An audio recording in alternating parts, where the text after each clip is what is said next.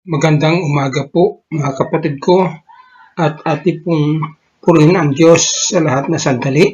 Samahan niyo po ako sa panalangin. Aming Diyos Ama ang dakila, kayo po ay aming purihin sa umagang ito.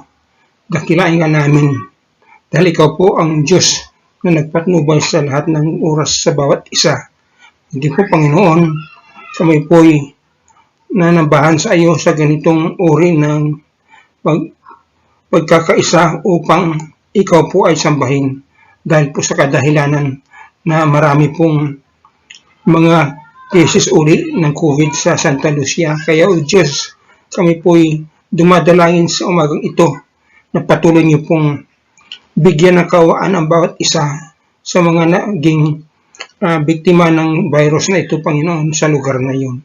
Kaya amin pong dalangin, o Diyos, na patuloy niyo kaming ingatan, maging po sa amin pong paglalabas-labas, Panginoon, at kayo po ang patuloy na maghahanda sa bawat isa kung ano ang dapat na gagawin. Kaya salamat o Panginoon sa umagang ito na kami po'y makapanambahan pa rin kahit sa ganitong kaparaanan.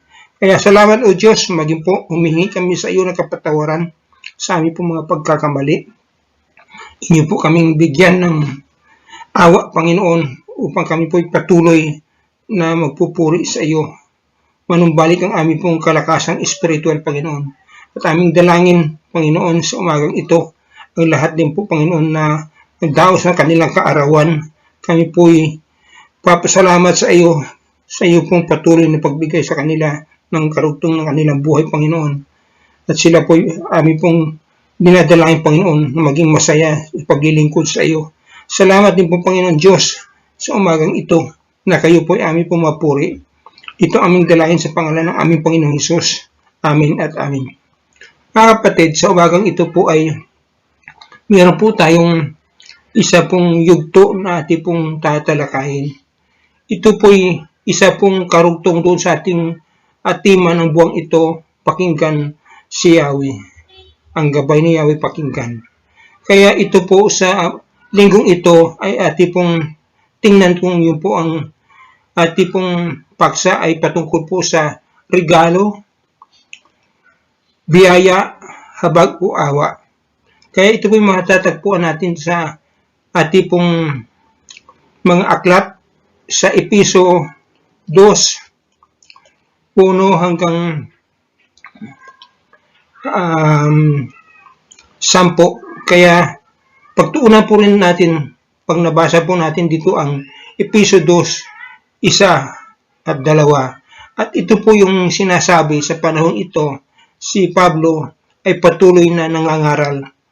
At doon po ito sa mga Hudyo at sa mga Hintil. At ito po sa panahon na ito na siya po'y nasa bayan ng Episo. At marami po doon mga Hudyo na kanila pong binibigyan po ng salita ng Diyos, pinapaliwanagan po sila dahil ang karamihan po ng mga Hudyo ay patuloy pa rin nagkakasala dahil sila gusto nila na yung mga bago pong mananampalataya kay Kristo ay magpatuloy rin sila na katulad nila ng mga Hudyo bilang sunod doon sa utos ng Panginoon doon sa Mosaic Law. Kaya doon sa lumang tipan yung ating pinag-usapan last week, doon sa 10 utos na kahit isa ni wala naman makasunod po doon. Kaya dito, mga kaibigan, kapatid, ating mo makikita dito sa dalawang bersikulo po ng 1 and 2, pamayanan ng mga Hudyo.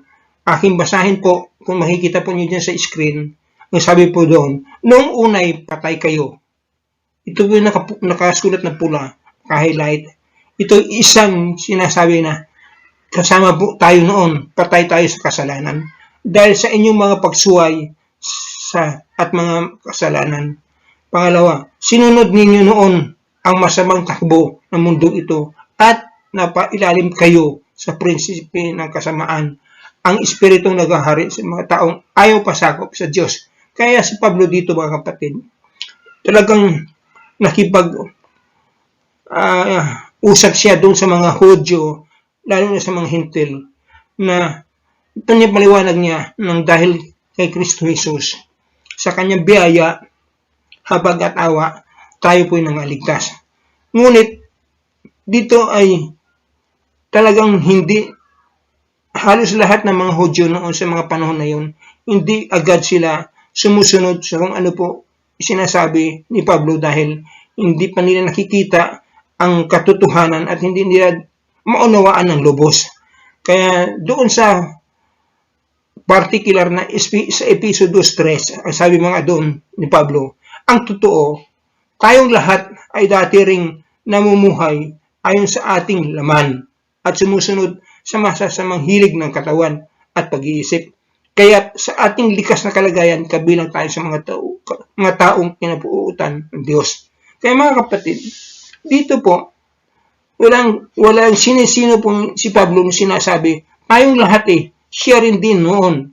Mga panahon na sinasabi niya na naging siya din makasalanan, ngunit siya ay binago ng Diyos. Siya po binago ni Kristo Jesus. Kaya nararapat lang na sinasabi niya, sundin ninyo dahil ito po ay isa pong biyaya para po sa atin. Kaya makikita po natin sa mga karugtong ng Episo 4, 5 at 8, dito yung patungkol dun sa mga Hudyo at Hintil na kanyang sinasabihan. Sabi po dun sa 4, subalit napakasagana ng habag o yung awa ng Diyos at napakadakila ng pag-ibig niya sa atin. Kaya doon sa 5 sinabi niya, tayo binuhay niyang kasama ni Kristo nung tayo mga patay pa. Ibig sabihin, makasalanan pa tayo dahil sa ating pagsuway, naligtas nga tayo kayo dahil sa kanyang kagandahang loob. Kaya dito mga kapatid, panipaliwanag ni Pablo na dahil sa awa at biyaya o habag ng Panginoon Hesus Kristo, tayo po'y nangaligtas.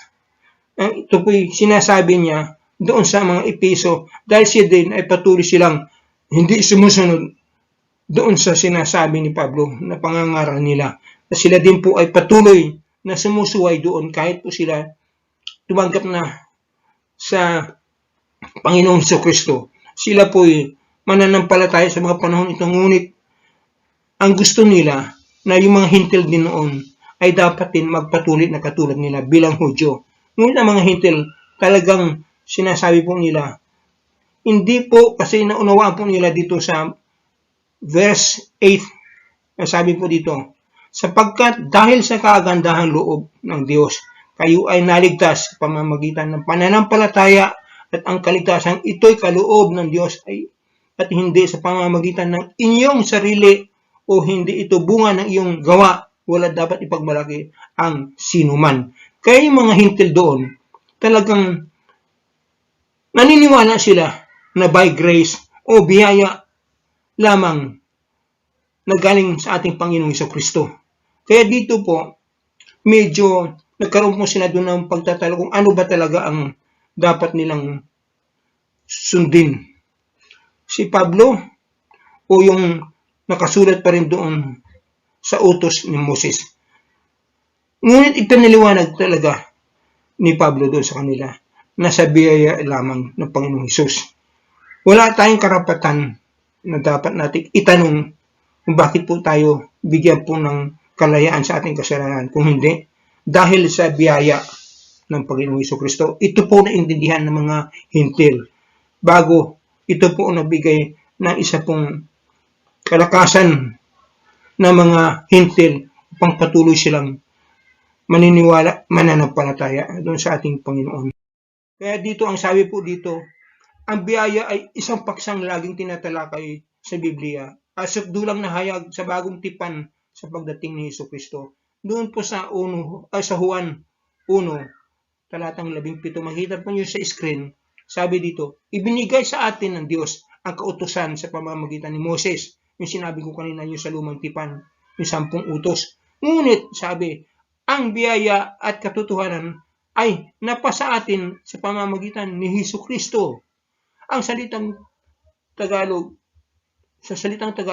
na biyaya ay sa Greko ay charis, na ang nangahulugang ito'y pabor o pagpapala o kagandahan loob. Kaya doon binasa natin kanina doon sa 9, kagandahan loob sa 8 at sa Episo 8 at 9, kagandahan loob na pinagkaloob, hindi po sa ating mga gawa. Maaari natin ipagkaloob ang biyaya sa iba, Ngunit kung ginagamit ito, ang biyaya sa connection nito sa Diyos, kaya may kapangyarihan ang kahulugan. Kaya ito mga kapatid, makikita po natin dito sa screen ulit, kung parihong ipinapakita ng Diyos ang kanyang awa at biyaya, ngunit hindi sila magkapariho. Bakit? Tingnan po natin pagkakaiba po doon. Una, pinagpapaliban ng awa ang kaparusahan na nararapat para sa atin. Yun ibig sabihin ng awa. Doon naman sa biyaya, ang pagpapalang hindi natin karapat-dapat na tanggapin. Sa kanyang awa, pinili ng Diyos na mapawalang bisa ang ating utang sa Kanya dahil sa ating kasalanan sa pamamagitan ng paghahandog sa Kanyang banal na anak. Ang Panginoong Jesucristo noon ay siya po yung napako sa krus upang may ligtas tayo sa tiyak na kapahamakan. Upang siya, yung patning Panginoong Hesus, para siya yung ating maging kahalili. Sa halip na tayo po yung maipako, ang Panginoong Hesus ang naipako doon para lamang maligtas tayo sa ating kasalanan. Ngunit, higit pa sa awa, ang kanyang pinadawa dahil pinagkaloob din niya ang kanyang biyaya, kaligtasan sa kanyang mga kaaway. Ito po yung by grace. Wala po itong sinasabing kabayaran. Kaya sinasabi po dito, ipinagkaloob ng Diyos sa atin ang una po, kapatawaran, pakikipagsundo, buhay na ganap at kasiyasiya, walang hanggang kayamanan, ang kanyang banal na espiritu at isang lugar sa langit na kasama natin isang araw ang Diyos kung tatanggapin natin ang imbitasyon at ilagak natin ang ating pananampalataya sa ginagawang paghahandog ni Kristo. Kaya mga kapatid, titingnan natin yung pagsusuri natin. Suriin po natin na maigi, gaya na ang awa o habag ay kabutihan na ibinibigay sa taong nahihirapan. Yun. Ang biyaya naman ay ibinibigay sa taong walang kakayanan at hindi karapat-dapat. Kung tayo ay nakatanggap ng biyaya, ang ibig sabihin ay hindi tayo karapat-dapat na tumanggap nito. Unawaan natin na ang biyaya sa ating kaligtasan at ang biyayang ating tinatanggap bawat araw. Magsikap tayo na mas mahalin ang paglingkuran ng Diyos na nagbigay sa atin ng hanggang biyaya. So tandaan natin mga kaibigan, kapatid, dahil sa biyaya ng Panginoong Jesucristo, tayo ay naligtas mula sa tiyak na kaparusahan. Hindi ito sa ating mabubuting gawa at bilang isang regalo o yung habag o awa ay pinagkaloob sa bawat isa sa sumasampalataya kay Kristo Jesus. Hindi yung pagsunod ng 10 utos dahil ni isa ay wala makakapagtupad nito. Kaya pinagkaloob ng Diyos Ama si Jesucristo bilang kabayaran sa ating mga kasalanan at ito ay sa biyaya o sinasabing by grace. Tayo ay nangaligtas at wala tayong ipagmalaki ayon sa sulat ni Pablo sa mga Epeso. Amen mga kapatid. Kaya tingnan po natin ng maigi. Huwag natin ipangmalaki ang ating mga sarili kung ano man tayong meron. Magpakumbaba tayo dahil ito po ay isa pong katangian na makikita sa atin na bilang pagsunod sa ating Diyos na tagapagligtas, ang Panginoong Jesucristo. Kaya doon po sa aklat ng Efeso, ito po yung isinulat nga ni Pablo doon sa kanila upang makita po nila yung kanila pong paging makasalanan. Mga kapatid, sa buhay natin, sa kasalukuyan, tayo dumadanas ng hindi tayo sinasabi kung marami pong problema dahil sa pandemyang ito. Ngunit marami pong kinakatakutan ang bawat isa. Pagkatandaan natin na ang lahat po ay namamatay. Wala nakakaalam nito. Kaya po maraming mga tao ngayon, tingnan po natin, dumadami ang cases ng COVID virus, yung mga nahawaan at marami na rin namamatay. Ngunit ating pong pagmasdan ng maigi, itanong natin, sila ba rin po ay ligtas katulad natin? Paano kaya natin sila maabot na sabihan, yung mahal natin sa buhay?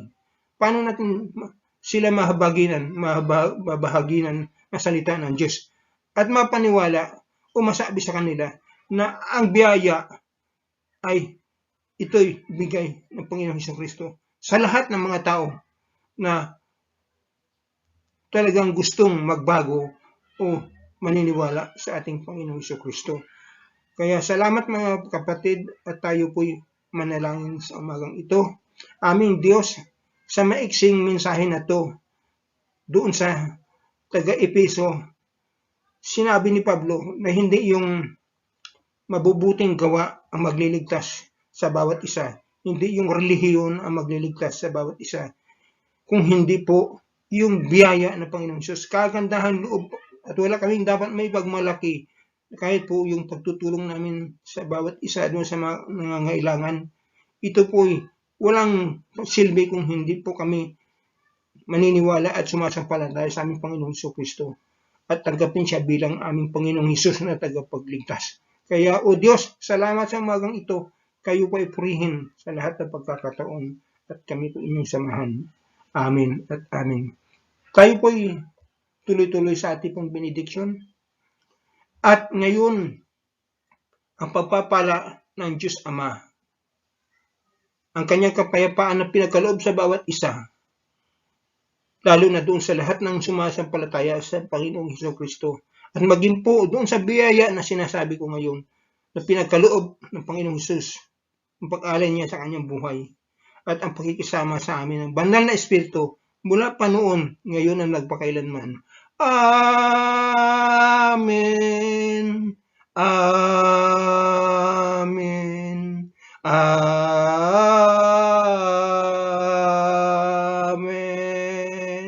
Magandang umaga po mga kapatid. Salamat po.